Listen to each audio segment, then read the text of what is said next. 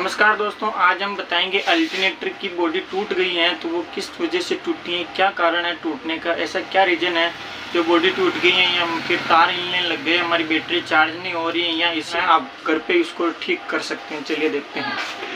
तो दोस्तों ये अल्टरनेटर है ऑटोलेक वाला, ठीक है, बैटरी चार्ज करने का ट्रैक्टर का। अब ये इसके अंदर प्रॉब्लम आई है, जो प्रॉब्लम आई है अल्टरनेटर की बॉडी बिल्कुल भी यहाँ से टूट चुकी हैं और आप इस तरीके से देख सकते हैं पूरी बॉडी एकदम से टूट गई है, क्रैक हो गई।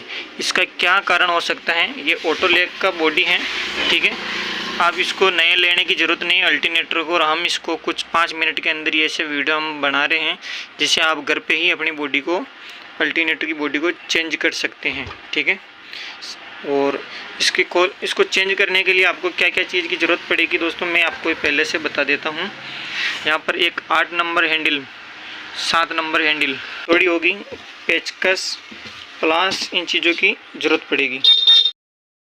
अब हम इसके लिए हम यहाँ पर रख देंगे, रखने के लिए स्टैंड होना चाहिए, यहाँ पर रख दिया है।